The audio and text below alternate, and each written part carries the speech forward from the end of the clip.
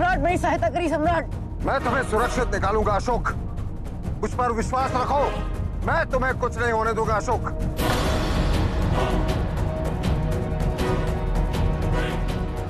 सुशीम कहाँ है? वो मेरे लिए सहायता लेने गए हैं। घबराओ मत, हिम्मत मत हारना, मैं आ रहा हूं।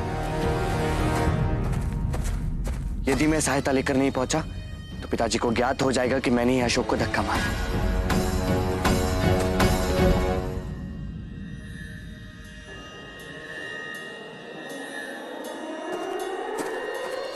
अशोक, तुम साहसी हो, वहीं रुको, मैं तुम्हारी सहायता के लिए आ रहा हूं।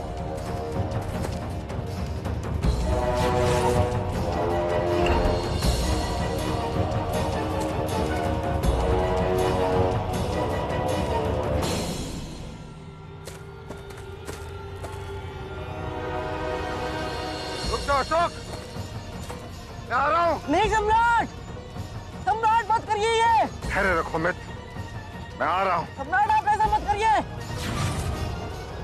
सम्राट!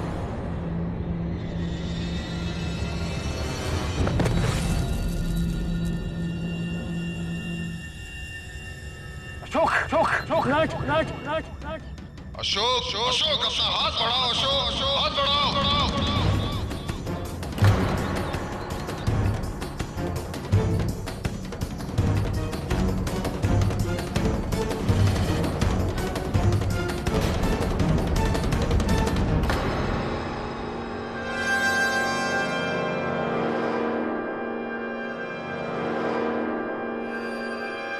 अशोक रुको, यदि और बल दिया तो वो चट्टान फिसल जाएगी। धैर्य रखो, विकल्प केवल एक ही है, तुम्हें मेरी ओर कूदना होगा और मैं तुम्हें इस रस्सी के माध्यम से ऊपर खींच लूंगा। नहीं, नहीं सम्राट, नहीं। अशोक, तुम्हें मुझ पर विश्वास है ना? क्या तुम्हें लगता है मैं तुम्हें कुछ भी होने दूंगा? मेरी आंखों में देखो। सम्राट बहुत गहरी गई सम्राट। तुम कुछ भी कर सकते हो, मुझे तुम पर पूर्ण विश्वास है। अशोक, आओ, कूदो, कूदो।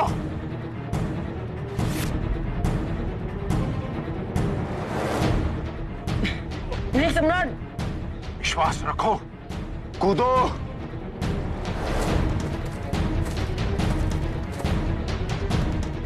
पिताजी महाराज,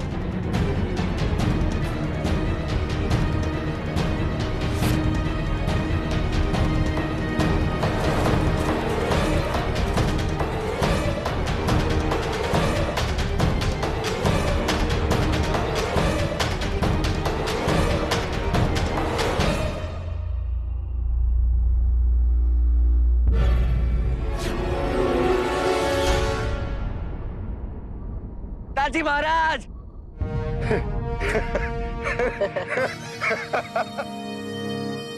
हम सुरक्षित हैं। खींचो, शीघ्र करो।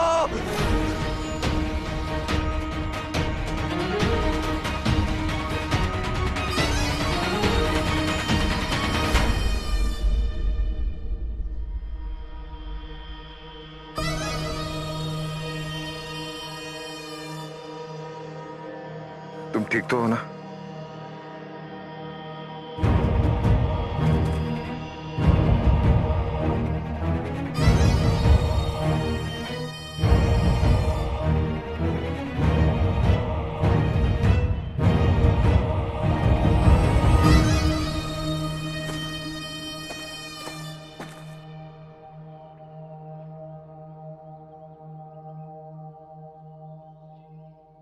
क्या आवश्यकता थी आपको अपने प्राण संकट में डालने की? आपको कुछ हो जाता तो? किंतु कुछ हुआ तो नहीं ना। तुम्हें सावधानी बरतनी चाहिए थी। और वन का भ्रमण करने निकले हो तो कुछ सैनिक तो साथ में ले जाते। अकेले यहां आने की क्या आवश्यकता थी?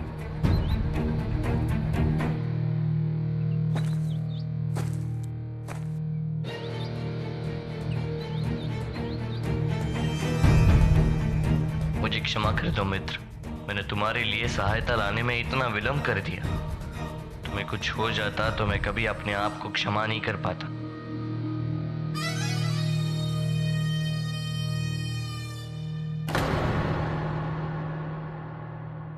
हमने सुना है कि राजभवन में बहुत से जौहरी आ रहे हैं।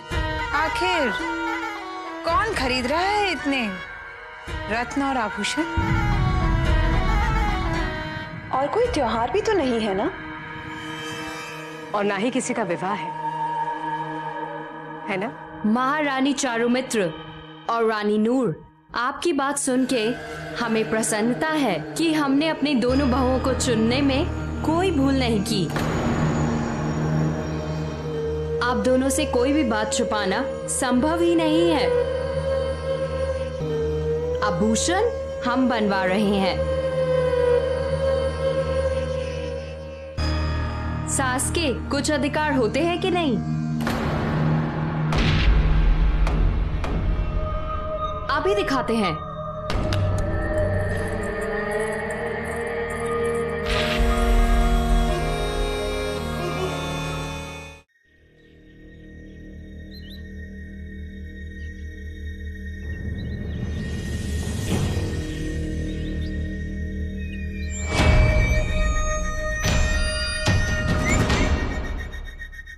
ये इतना चुप क्यों है?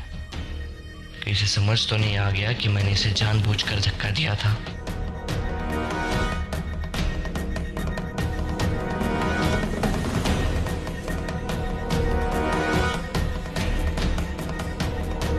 अशोक, अब सब ठीक हो गया है। तुम मुस्कुरा सकते हो। किंतु तुम गिरे कैसे? मेरे कारण।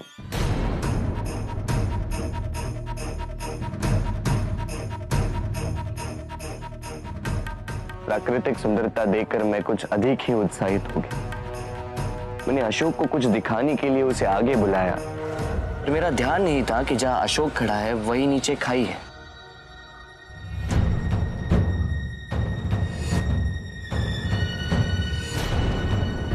इससे पहले कि मैं कुछ कह पाता, मेरा पैर फिसल गया था।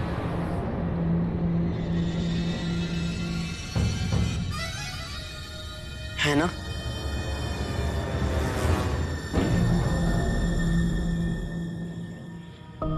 अशोक, तुमसे ऐसी असावधानी की अपेक्षा नहीं थी। आप ठीक कह रहे हैं सम्राट। मुझे सावधान रहना चाहिए था।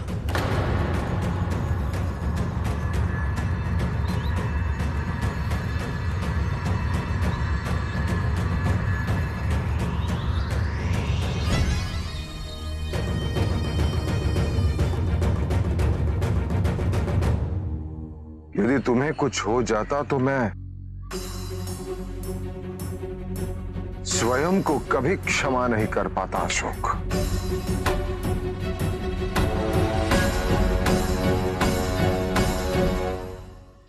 आपका ये उपकार मैं अपने प्राण देकर भी नहीं चुका सकता सम्राट। आज मुझे ज्ञात हो गया कि हम बराबर नहीं हैं।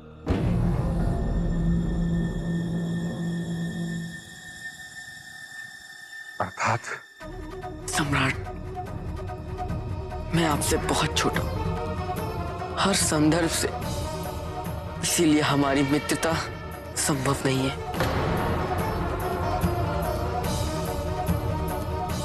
मित्रता नहीं तो क्या है ये?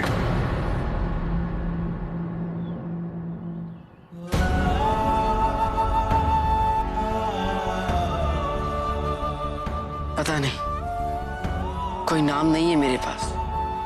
किंतु आज जो भी हुआ है उसके पश्चात विश्वास का अटूट बंधन बन गया है। जब विश्वास है, अटूट बंधन है, तो मेरे साथ पाटलिपुत्र आने में तुम्हें कोई भी संकोच नहीं होना चाहिए।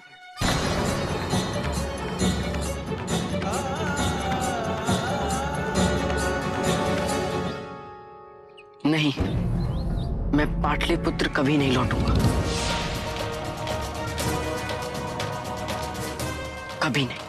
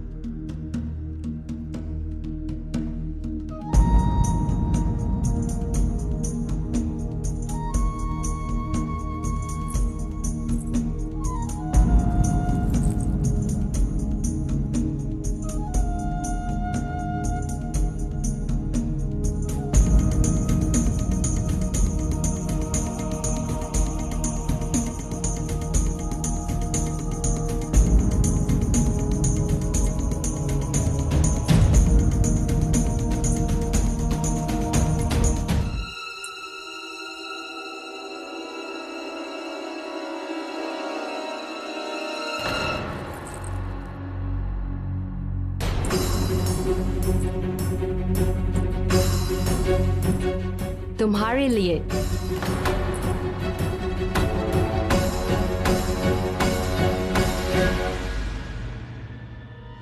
हमारे लिए? ये तो बहुत सुंदर है। इसीलिए तो मैं दे रही हूं। उचित समय आने पे देती, किंतु तुम्हारी जिज्ञासा ने विवश कर दिया।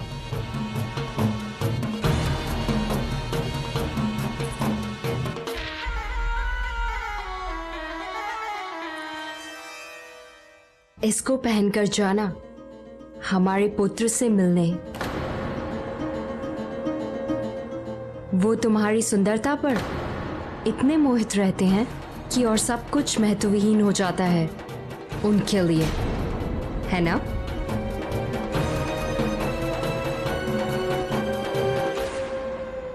अति सुंदर। लौटने पर सम्राट बिंदुसार को बहुत आनंद आएगा तुम्हें इतने सुंदर रूप में देखकर।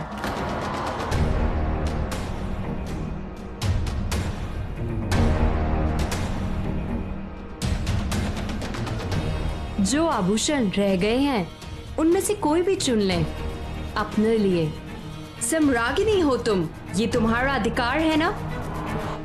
क्षमा करिएगा राजमाता, किंतु मैं बचे हुए गहने नहीं पहनती।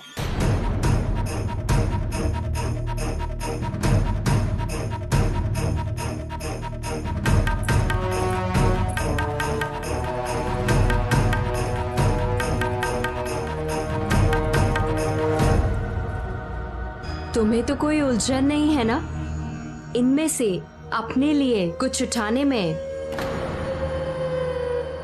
शुभ्रसी, ये कंठहार तुम्हें अपनी सास से प्राप्त करके अति प्रसन्नता होगी। आप रख लीजिए। यदि हमें इसे धारण करने की इच्छा होगी तो हम आपसे मांग लेंगे।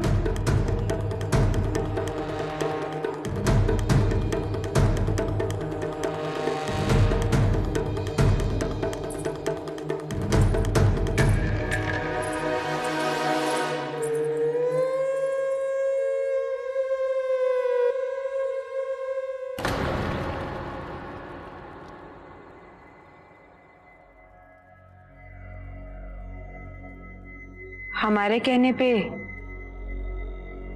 एक और नहीं पी सकते?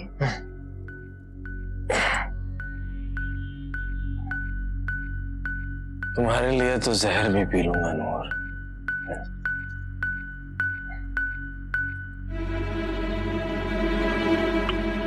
लो, पी लिया। नूर, तुमने मुझे माफ कर दिया ना? हाँ, कर दिया। मैं उस दिन ऐसा नहीं करना चाहता था नूर, लेकिन श्यामक की तकलीफ देखकर मुझसे रहा नहीं गया। जस्टिन, क्या बात है? तुमने पहले कभी हमसे इस तरह से बात नहीं की। कोई तो परेशानी है, कोई तनाव जरूर है।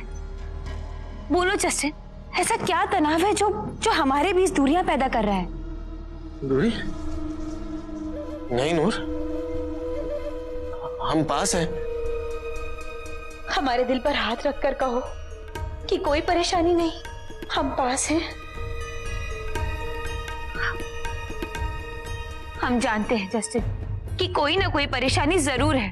हमसे कहो, हम तुम्हारी मदद ही करेंगे। तुम करोगी मेरी मदद? हाँ जस्टिन, हम करेंगे तुम्हारी मदद। बस हमसे ये कहो कि बात क्या है। हमें बताओ कि क्या परेशानी है। बोलो। तुम्हें श्यामक के साथ देखकर एक पल के लिए तुम में मुझे अपनी मितेरा याद आ गई। अपने बेटे पर जुल्म ढाती हुई, उसे ये कह करके वो ये सब उसे मजबूत करने के लिए कर रही, कि वो ये सब उसके हित के लिए कर रही। कठपुतली बन के रह गया था मैं उनकी हाथों। तुमने सच कहा था, मितेरा ने अपने गोद से मुझे कभी उतारा ही नहीं। कभी कभी लगता है कि वो ये सब मेरे लिए नहीं कर रही है, अपनी महत्वाकांक्षा को मेरे माध्यम से पूरा करना चाहती हैं। कोई मां अपने बेटे को इतनी पीड़ा कैसे पहुंचा सकती? जस्टिन, ऐसा क्या कर रही है राजमाता? बोलो। सम्राट बिंदुसार के लौटने की प्रतीक्षा, ताकि जब वो लौटे तो मितेरा और उज्जैनी का राजा मिलकर मेरे अब हाँ बोलो जस्टिन। मेरे जस्टिन बोलो। जस्टिन बोलो। राजमाता और उज्जैनी की राजा क्या? जस्टिन।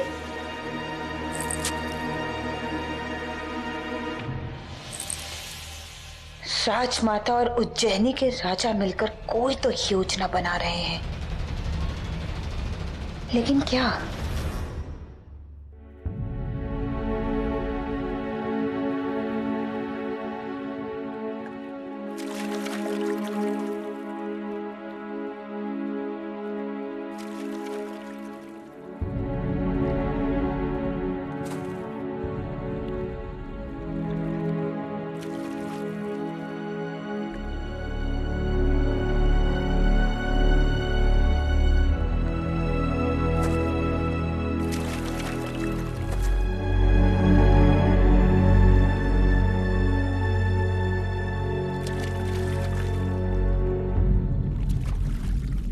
अच्छा होता यदि तुम साथ चलते, क्योंकि तुम्हें छोड़ के जाने में मुझे भी बहुत दुख हो रहा है, किंतु तुम्हारे अपने कारण होंगे, अवश्य होंगे, और मैं उनका सम्मान करता हूं। मां की मृत्यु के उपरांत राजमाता ने मुझे अपने पुत्र के भांति पाला। कभी भी उन्होंने पक्षपात नहीं किया।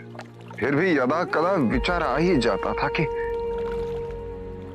मेरी जननी क्यों नहीं है मेरे साथ।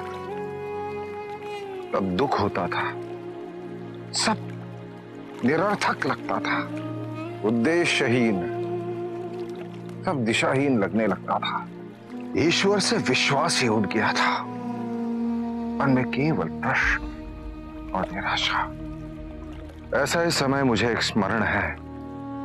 मेरे पिता सम्राट चंद्रगुप्त मौर्य पाटलिपुत्र से दूर चले गए और उनको मेरे विषाद के विषय में किसी ने सूचित कर दिया। एक दिन मुझे एक पत्र मिला जो मेरे पिताश्री ने मुझे लिखा था।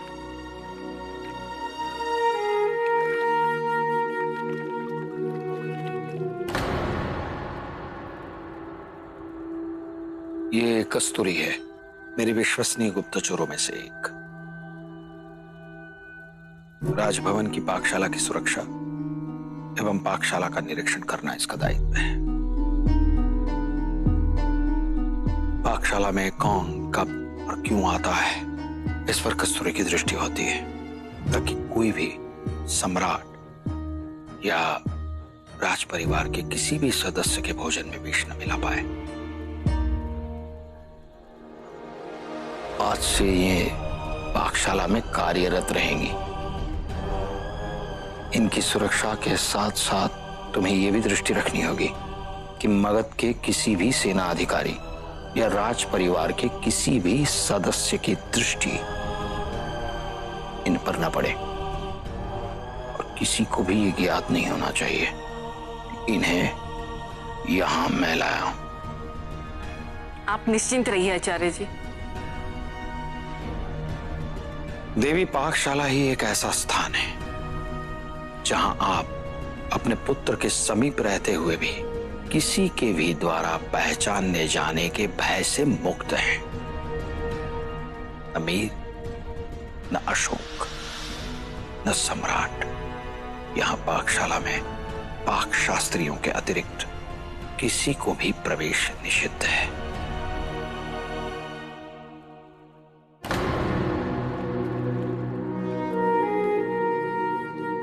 प्रिय पुत्र आशीष, तुम्हारे विषादग्रस्त होने का समाचार मिला। मैं उसका कारण समझता हूं।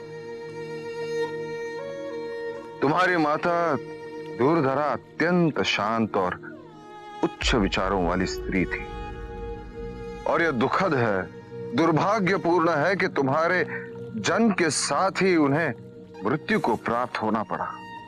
किंतु तुम्हारी माता जहां कहीं भी हैं, वो तुम्हें देख रही हैं, और तुम्हें शोकपूर्ण पाकर उनको भी दुख होगा। कोई भी मां अपनी संतान को दुखी नहीं देख सकती। यदि महारानी दुर्धरा जीवित होती तो इसका हर संभव प्रयास करती, क्योंकि उनका यही स्वप्न था, और उस स्वप्न को पूर्ण करने के लिए मैं हर संभव प्रयास कर रहा हूं। किंतु इसमें तुम्हें मेरा साथ देना होगा। यदि तुम अपना जीवन व्यर्थ करते हो तो किसी को भी तुम्हारी माता का स्मरण नहीं रहेगा, और यदि तुम अपने जीवन को सार्थक बनाते हो तो संसार कहेगा, महारानी दूरधरा के पुत्र हो तुम अपने मां के नाम को अमर करना चाहते हो, सम्मानित करना चाहते हो, तो तुम्हें अपने नाम को अमर करना होगा, स्वयं सम्मानित बनना होगा। और वो तभी संभव है जब तुम अपने विषाद से संघर्ष कर उचित मार्ग पर चलने का साहस करो। मैं तुम्हारे उत्तर की प्रतीक्षा करूंगा।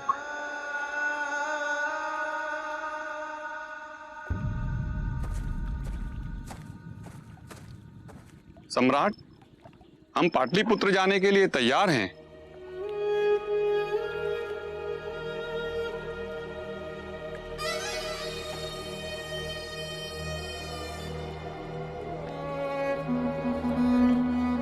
विदा लेता हूं। पाटलिपुत्र के द्वार तुम्हारे लिए सदैव खुले।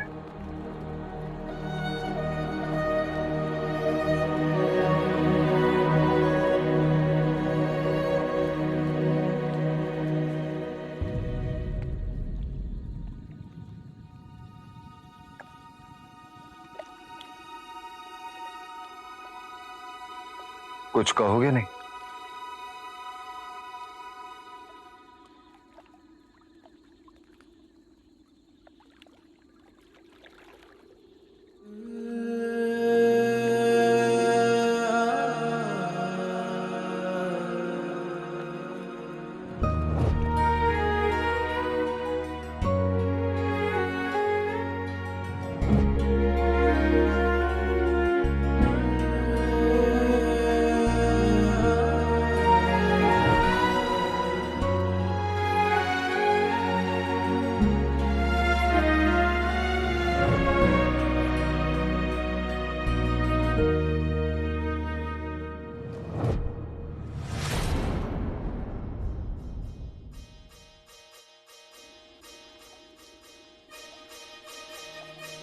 सम्राट, मैं भी आपके साथ चलूंगा।